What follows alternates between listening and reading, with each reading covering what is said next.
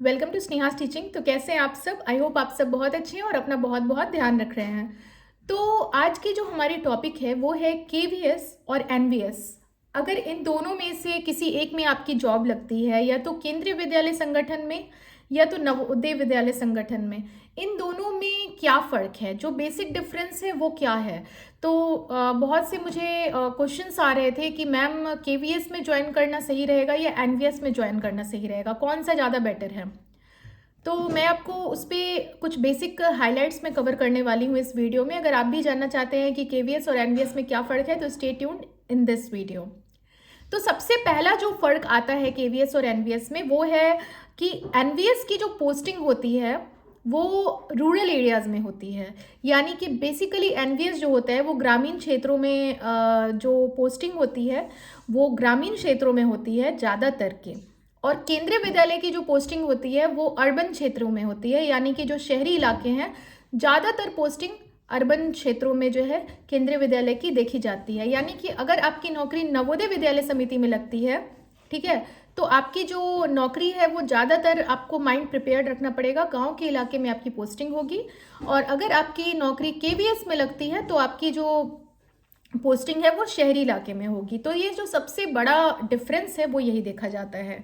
Board की बात करें कि सेंट्रल गवर्नमेंट, स्टेट गवर्नमेंट, तो नवोदय विद्यालय समिति जो और केंद्रीय विद्यालय दोनों ही जो है वो दोनों के दोनों सेंट्रल गवर्नमेंट है, ठीक है।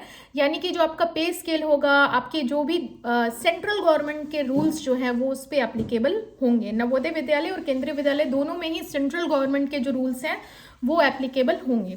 दूसरे जो दोनों में सिमिलरिटी है वो मैंने बताया। पहला तो मैंने आपको डिफरेंस बताया कि जो पोस्टिंग है वो एक की तो गांव में होती है और एक की जो है वो शहर में होती है, ठीक है। और नवोदय विद्यालय का मैंने आपको बताया कि ये चाहे नवोदय विद्यालय हो चाहे केंद्रीय विद्यालय हो, दोनों के दोनों जो है शहरी, दोनों के दोनों जो है मैंने आपको क्या बताया, सेंट्रल गवर्नमेंट के अंदर आते हैं, ठीक है।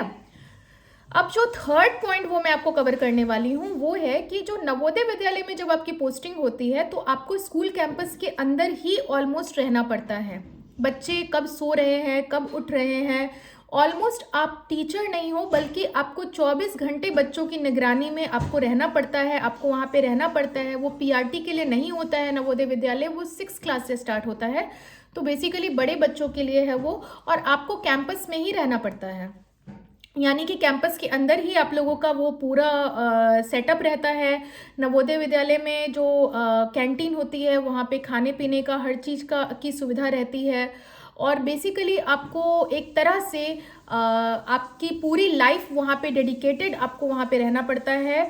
बच्चों के स्कूल ही नहीं बल्कि स्कूल के बाद भी आपको एक तरह से वहाँ पे देखना पड़ता है। अगर स्कूल के बाद बच्चों को कोई प्रॉब्लम होती है, किसी भी बच्चे को कोई प्रॉब्लम होती है, तो आपको वहाँ पे एट द टाइम अवेलेबल होने की ज़रूरत हो सकती है। नवोदय विद्यालय की बात करूँ तो केंद्रीय विद्यालय में ऐसा कुछ नहीं है। स्कूल के बाद आपको कोई मतलब नहीं है, आप अपने क्वार्टर में जो आपको क्वार्टर अलॉटेड होती है, केंद्रीय विद्यालय में जितने भी टीचर्स हैं उनको क्वार्टर मिलती है, आप क्वार्टर में रह सकते हो, आप क्वार्टर अवेल कर सकते हो। बहुत सारे टीचर क्वार्टर अवेल नहीं करते हैं केंद्रीय विद्यालय में, तो वो अपने जो है क्वार्टर के पैसे, जो क्वार्टर के पैसे जो है वो अपने सैलरी में एडजस्ट करते हैं।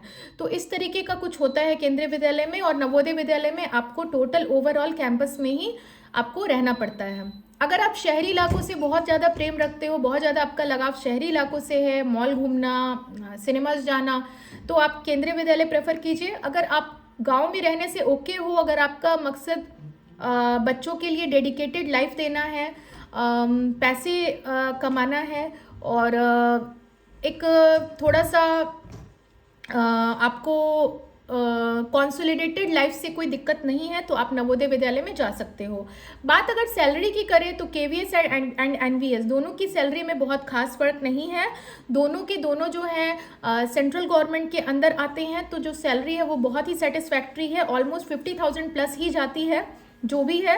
तो 50,000 से ऊपर कोई भी गवर्नमेंट जॉब में अगर आपको मिल रहा है तो वो बहुत ही बेटर है। और चाहे नवोदय विद्यालय हो चाहे केंद्रीय विद्यालय हो, दोनों में ही 50,000 से प्लस सैलरी जाती है, जो कि उसका रेंज 1 लाख एंड अबव भी जाता है। 50,000 से इंक्रीज़ होते होते आपका 1 लाख तक की भी सैलरी जाती है। तो वो इंक्रीज़ होते रहता है। कोई भी कमीशन है या कोई भी फैसिलिटी है, कुछ भी है, तो जो भी सरकार में लागू होता है, तो सेंट्रल गवर्नमेंट की जो भी जॉब होती है उसमें सबसे पहले वो लागू होता है। तो अभी तक आपको बेसिक डिफरेंस समझ में आ गया कि नवोदय विद्यालय और केंद्रीय विद्यालय में सबसे ज़्यादा बेसिक डिफरेंस क्या है। सबसे जो बड़ा बेसिक डिफरेंस देखा गया है वो यही है कि एक तो ग्रामीण क्षेत्र में है और एक जो है वो शहरी क्षेत्र में है। एक में आपको पूरा डेडिकेटेड टाइम आपको बच्चों के साथ देना है और एक में है कि स्कूल की जब छुट्टी हो जाती है तो आपको उतना मतलब नहीं है। ठीक है, तो ये जो बेसिक था मैंने वो बताया। अब बात करते हैं एग्जाम पैटर्न की। तो एग्जाम पैटर्न केवीएस हो चाहे एनवीएस हो, दोनों का सेम ही होता है। केंद्रीय विद्यालय में भी जो आपकी एग्जामिनेशन पैटर्न है वो ऑलमोस्ट सेम है। आपका एक एग्ज़ाम होता है, फिर उसके बाद आपकी इंटरव्यू होती है, फिर इंटरव्यू में आपका डेमो लिया जाता है। और नवोदय विद्यालय जो है उसमें भी आपका जो है एग्ज़ाम पैटर्न जो है वो कुछ ऐसा ही होता है। आपकी पहले रिटन होती है, फिर इंटरव्यू होती है और फिर जो है आपका डेमो लिया जाता है। तो दोनों में ही एग्जामिनेशन पैटर्न जो है ऑलमोस्ट सेम है। तो ये आपको देखने को मिला कि एग्ज़ाम पैटर्न मैंने डिस्कस कर लिया, मैंने सैलरी डिस्कस कर ली, मैंने आपका जो पोस्टिंग है वो डिस्कस कर लिया। बात करें क्वार्टर की, तो क्वार्टर दोनों में मिलता है। नवोदय विद्यालय में भी है, केंद्रीय विद्यालय में भी आपको क्वार्टर मिलता है और आप उस क्वार्टर में रह सकते हो। क्वार्टर की टाइप होती है, केंद्रीय विद्यालय में भी टाइप ऑफ क्वार्टर्स मिलते हैं, यानी कि क्वार्टर के अलग अलग टाइप्स होते हैं, कौन से टाइप में आप रह रहे हो। ठीक है, तो क्वार्टर आपको नॉर्मल से लेकर अलग अलग तरीके का क्वार्टर रहता है। ठीक है, तो इन सब तरह का बेसिक डिफरेंस जो है वो थोड़ा बहुत ही है डिफरेंस। बस अगर एक मेन डिफरेंस की बात करें तो वो सबसे बड़ा डिफरेंस जो आता है वो आता है आपका rural areas and urban areas में। उसके अलावा बहुत ज़्यादा डिफरेंस देखने को दोनों में ही नहीं है। अगर बात मेहनत की करें तो ऐसा नहीं है कि नवोदय विद्यालय समिति आपको विलेज में पोस्टिंग होती है तो उसके लिए मेहनत कम करने की ज़रूरत है, ऐसा कुछ भी नहीं है। जितना आप मेहनत केवीएस में लगाओगे, जितना जी जान केंद्रीय विद्यालय में लगाओगे, उतना ही जी जान आपको नवोदय विद्यालय में भी लगाना है। यानी कि जो क्वेश्चन का लेवल है, जो क्वेश्चन का पैरामीटर है, वो दोनों में ही एक समान ही है, यानी कि अंतर नहीं है। जो लेवल ऑफ क्वेश्चन है वो दोनों में एक बराबर ही है। ठीक है, ऐसा नहीं है कि एक में कम मेहनत करना है और एक में ज़्यादा मेहनत करना है। सबका कोर्स सिलेबस ऑलमोस्ट लगभग सेम टू सेम आता है। बस फ़र्क यही है कि केवीएस में पीआरटी जो है वो होता है और नवोदय विद्यालय जो है स्टैंडर्ड 6 से स्टार्ट होती है, तो नवोदय विद्यालय समिति में जो है पीआरटी एग्ज़ाम कंडक्ट नहीं कराई जाती है। तो ये था हमारा, जो मैंने आज अपने वीडियो में कोशिश किया कि जो भी मुझे जानकारी था, मेरी जानकारी में जो भी था बेसिक डिफरेंस, मैंने कोशिश किया सबको कवर कर लेने का। ठीक है, और बस इसके बाद फिर और भी इसी तरह के टॉपिक पे मैं वीडियो बनाती रहूँगी। तब तक के लिए सबको गुड बाय, मिलती हूँ नेक्स्ट वीडियो में।